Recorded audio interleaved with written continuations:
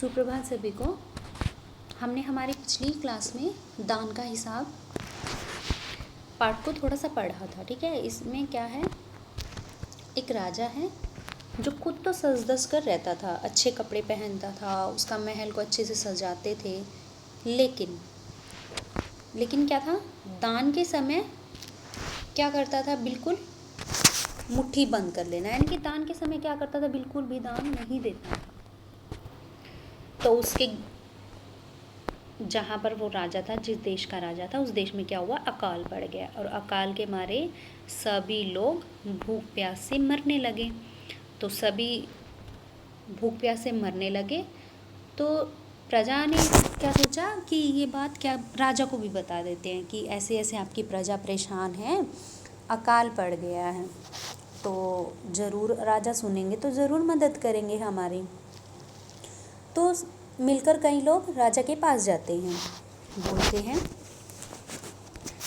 कि राजा जी, अकाल पड़ गया है हमारे देश में, तो आप कुछ हमारी मदद कीजिए जिससे कि क्या हो कि जो मर रहे हैं भूख प्यास से, वो कम से कम उन्हें 2 समय की रोटी मिल जाए।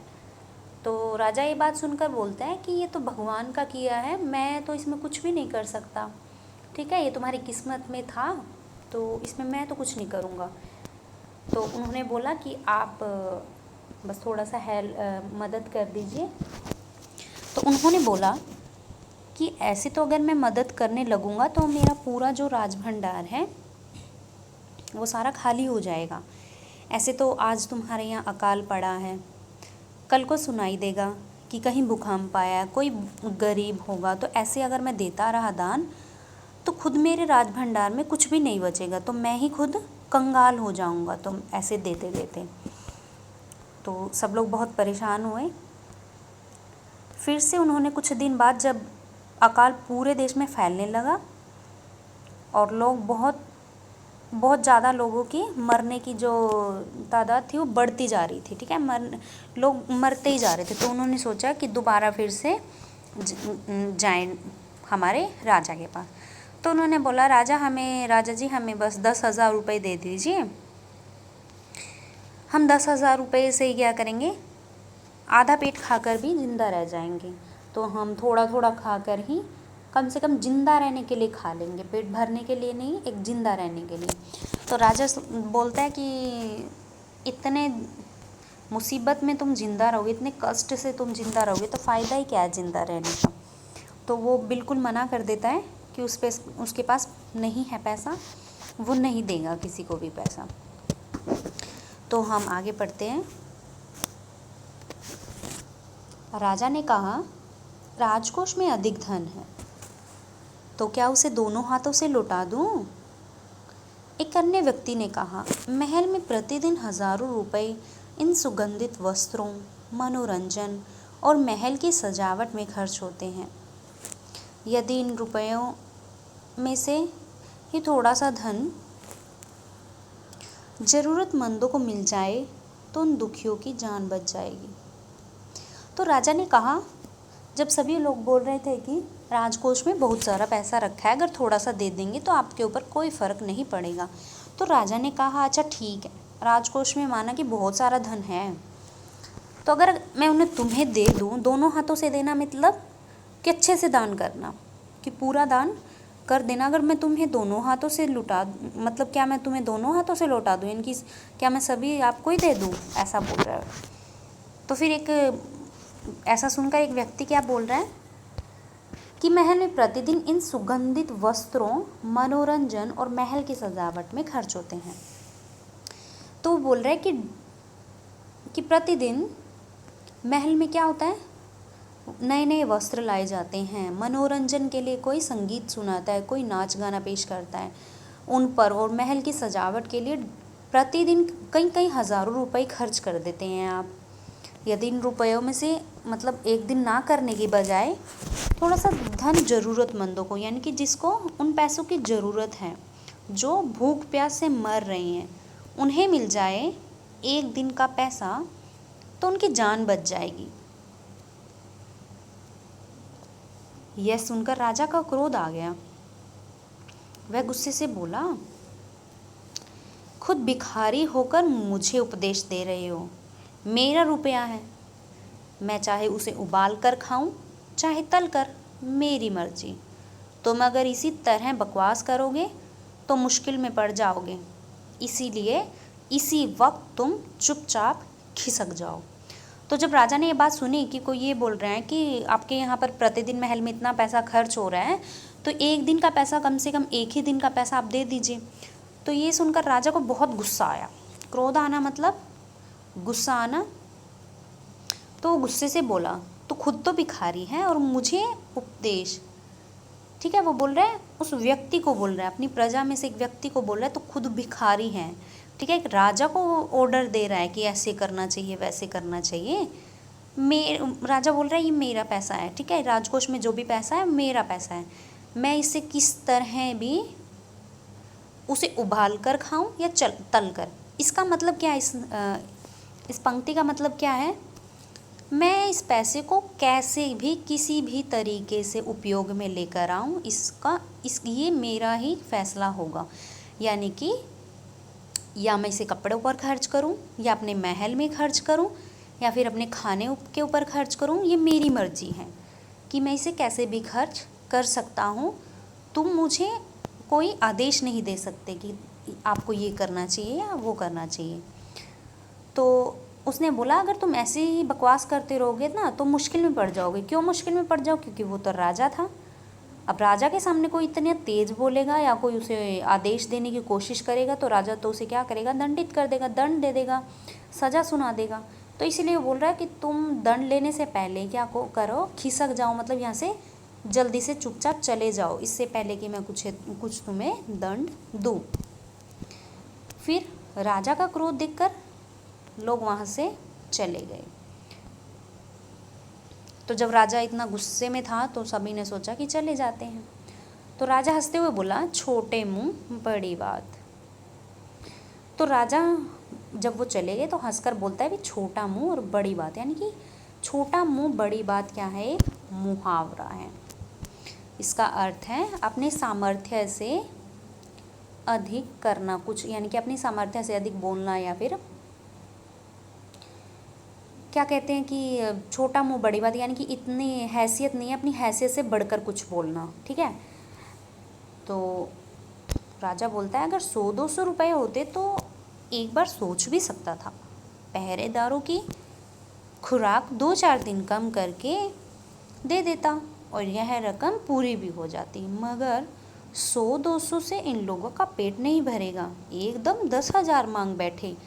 छोटे लोगों के कारण नाक में दम हो गया है। तो राजा बोल रहा है, अगर 100-200 की बात होती तो मैं सोच कर दे भी देता शायद। पहरेदारों की खुराक, यानी कि पहरेदारों की जो उन्होंने क्या है, जो महीने में उन्हें पैगार देते थे, महीने में उनके पैसे देते थे, तो वो बोला कि उनकी 2-4 दिन की कम कर देता मैं, और फिर क्या होता, उनमें से 100-200 रुपये उन्हें दे देता। लेकिन ये 100-200 से क्या होगा, पूरे देश का पेट थोड़ी भरेगा। अब 100-200 से इतना अकाल पड़ा है, सारे परेशान हुए बैठे हैं, और तो 100-200 में काम थोड़ी चलेगा। तो बोला कि ऐसा नहीं हो सकता। तो बोल रहे हैं कि छोटे लोगों के कारण नाक में दम हो गया, यानी कि नाक में दम होना यह भी एक मुहावरा है, परेशान होना, कि इन लोगों ने बहुत परेशान करके रख दिया है मुझे। तो यह सुनकर वहाँ उपस्थित लोग हाँ कहकर रह गए। वहाँ पर उपस्थित कौन कौन थे? मंत्री थे, जो भी उसकी सभा में आए हुए थे वो सभी, ठीक है। वो डरते हुए बोले कि हम जैसे अपने बड़ों के सामने क्या करते हैं, कुछ बोल नहीं पाते ना अपनी बातें, तो का जवाब देकर बोलते हैं हाँ आप ही ठीक हो, मगर लेकिन मन ही मन उन्होंने भी सोचा राजा ने यह ठीक नहीं किया, ज़रूरतमंदों की सहायता करना तो राजा का कर्तव्य है। तो वहाँ पर लोगों ने क्या किया, वैसे तो हाँ में जवाब दिया राजा को, लेकिन मन ही मन सभी क्या सोच रहे थे कि जो ये राजा ने किया है वह बिल्कुल भी ठीक नहीं किया। ज़रूरतमंदों की सहायता करना तो राजा का कर्तव्य है, यानी कि जिन्हें ज़रूरत है उन्हें अगर दान दे भी देगा तो ये एक राजा का कर्तव्य होता है। ठीक है, राजा को उनकी क्या करनी चाहिए, ज़रूरत पूरी करनी चाहिए। उन्होंने राजा को चुना ही क्यों है, ताकि वो उन्हें उनकी मदद कर सके, है ना, मुसीबत के समय में काम आए। तो फिर क्या होता है, 2 दिन बाद न जाने कहाँ से एक बूढ़ा सन्यासी राजसभा में आया। उसने राजा को आशीर्वाद देते हुए कहा, दाता करण महाराज, बड़ी दूर से आपकी प्रसिद्धि सुनकर आया हूँ, सन्यासी की इच्छा भी पूरी कर दे।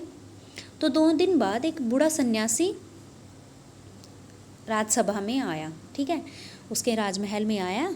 तो उसने राजा को आशीर्वाद दिया।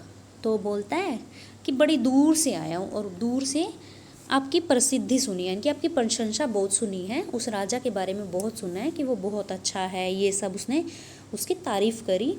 और बोलता है कि मेरी कोई इच्छा है, आप उसे पूरी कर दो। तो अपनी प्रशंसा सुनकर खुश हुआ राजा। तो राजा सोचता है, जरा पता तो चले तुम्हें क्या चाहिए, यदि थोड़ा कम मांगा तो शायद मिल भी जाए। तो राजा सोचता है कि ये तो सन्यासी है, थोड़ा सा मांगेगा, दे दूंगा। तो सन्यासी ने कहा, मैं तो सन्यासी हूँ, मैं अधिक धन का क्या करूँगा, मैं राजकोष से 20 दिन तक बहुत मामूली भिक्षा प्रतिदिन लेना चाहता हूँ। मेरा भिक्षा लेने का नियम इस प्रकार है, मैं पहले दिन जो लेता हूँ, दूसरे दिन उसका दुगना, तीसरे दिन उसका दुगना और फिर चौथे दिन तीसरे दिन का दुगना। इस तरह से प्रतिदिन दुगना लेता हूँ। भिक्षा लेने का मेरा यही तरीका है। तो फिर सन्यासी ने कहा, क्या बोला कि देखिए, मैं तो एक सन्यासी हूँ, साधु आदमी हूँ, मैं ज़्यादा खर्च तो नहीं करता, ना पहनने में ना खाने में, तो मैं तो थोड़ा सा ही मांगूंगा।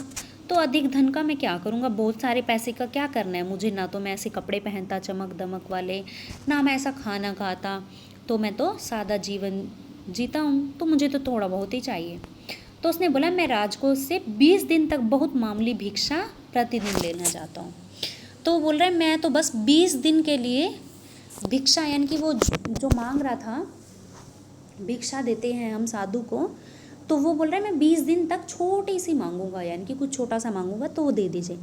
लेकिन मेरा भिक्षा लेने का क्या है, प्रकार कैसा है उसका, कि यानी कि जो पहले दिन लूँगा, दूसरे दिन उसका दुगना, फिर तीसरे दिन उसका दुगना और चौथे दिन तीसरे दिन का दुगना, यानी कि जितना पहले दिन लेगा उसका दुगना अगले दिन, इसका दुगना अगले दिन और इसका दुगना अगले दिन। यानी कि अगर वो पहले दिन लेगा 1 रुपया, तो दूसरे दिन लेगा 1 का 2 गुना 2, यानी कि पहले दिन लेगा 1 रुपया, अगले दिन लेगा 2 रुपया, दूसरे का अगले दिन 2 गुना करके वो लेगा तो 4 रुपया, और अगले दिन चौथे दिन वो लेगा 4 का 2 गुना 8। ठीक है,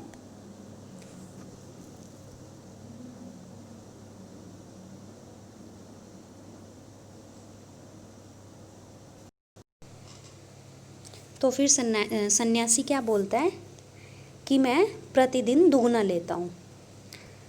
फिर राजा बोला, तरीका तो मैं समझ गया, मगर पहले दिन कितना लेंगे, यही असली बात है। 2-4 रुपए से पेट भर जाए तो अच्छी बात है, मगर एकदम से 20-50 मांगने लगेंगे तब तो 20 दिन में काफ़ी बड़ी रकम हो जाएगी।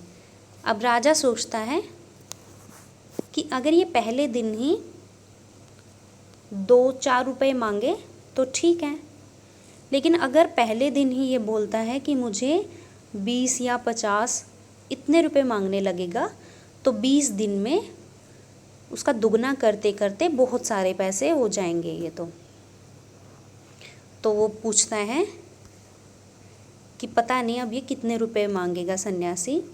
अगर 2-4 मांगे तो अच्छी बात है, अगर 2-4 मांगेगा तो मैं हाँ कर दूँगा, वचन दे दूँगा, लेकिन अगर ये पहले दिन ही 20-50 रुपए कुछ ऐसे मांगेगा तो मैं मना कर दूँगा,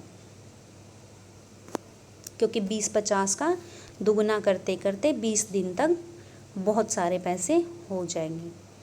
तो ये इनकी अभी बात शुरू होती है सन्यासी और राजा की। आज हम इतना ही पढ़ेंगे। हमारी अगली क्लास में हम आगे की कहानी पढ़ेंगे।